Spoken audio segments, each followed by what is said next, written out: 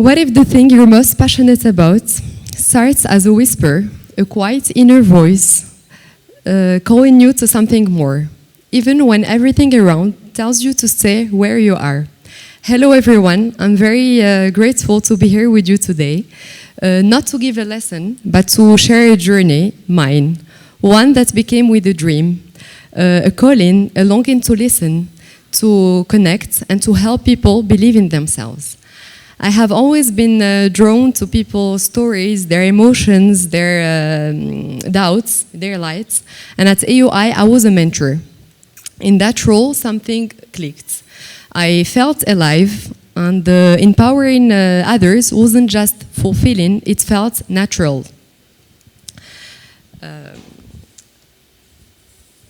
That experience plants a seed. What if this could be my life mission?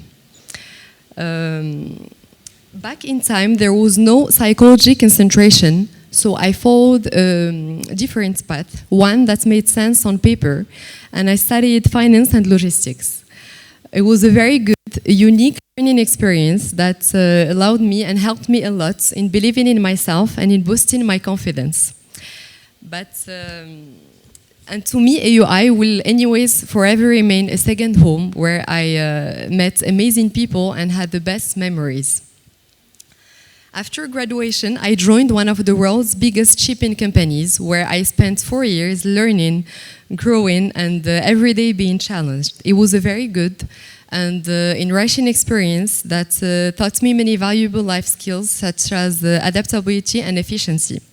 Customer service experience at Maersk was very stimulating and at the same time pressuring, but deep inside something didn't feel right.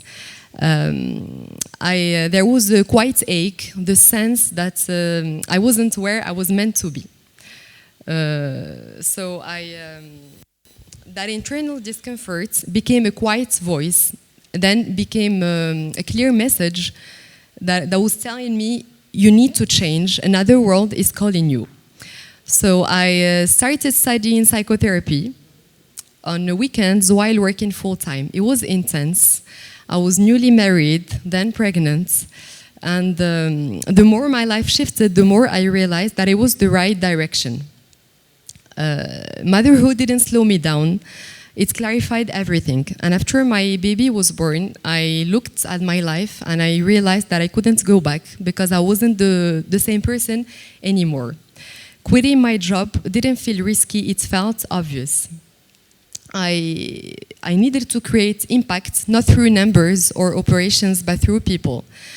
It's of course never easy to take such a big decision, but at some point I really started feeling so much inconsistency between how or who I was over the week working at the company and who I was during the weekends studying psychotherapy and at the same time practicing it. So I had to make a choice. And psychotherapy wasn't just a training, it was a real transformation. It was a personal transformation. Every class helped me meet myself fully, not the version I wished to be, but the one I actually was, with my flaws, with my strengths, with my wants. And that I've learned is the first step to any true change, acceptance. Accepting myself the way I am, not the way others would like me to be. Then comes the second step, which is forgiveness. Forgiving myself for the paths not taken, for the mistakes made, and for the time lost.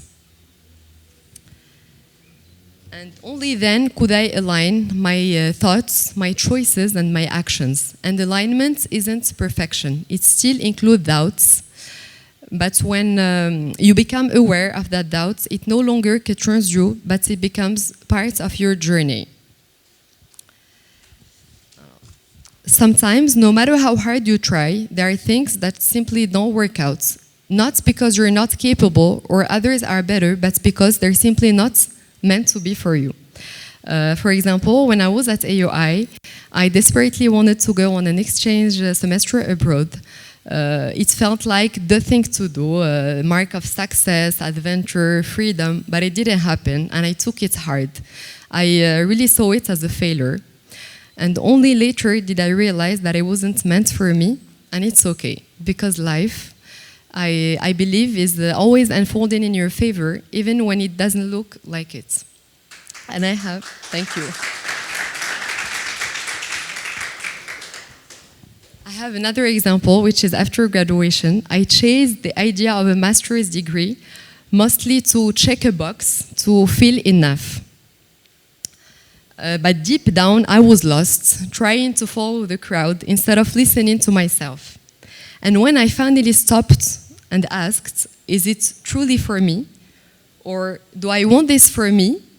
Or because I'm afraid of being left behind? Those two questions were very important and make me understand that not every path is mine to walk. And that's where freedom begins. When we let go of what's not aligned, we stop forcing and we start trusting. We grow, we make space, and that's when magic happens.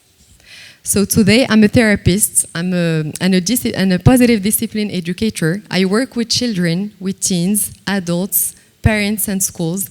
I work in schools as well as in communities. But more than anything, I hold space and I create environments for people where they can show as they are with their fears, their truths and their hopes.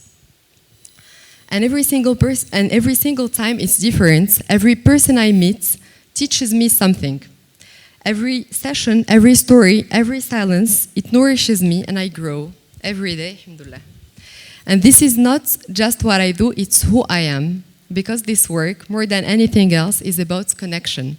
And it's through these connections that I keep learning, expanding, and transforming.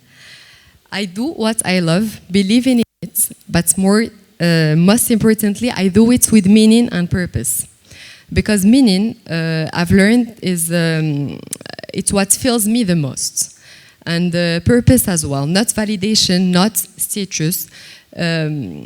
Meaning and purpose, more than success, it's really what matters the most for me, and more than anything else.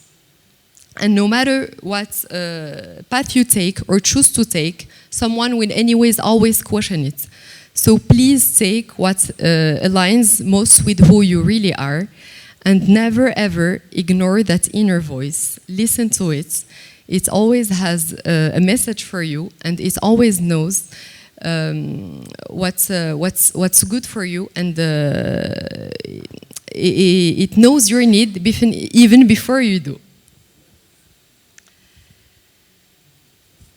And as a conclusion, I would like to tell you all, you only have one life, so please give yourself the chance and the permission to do what you love, even if no one believes in it.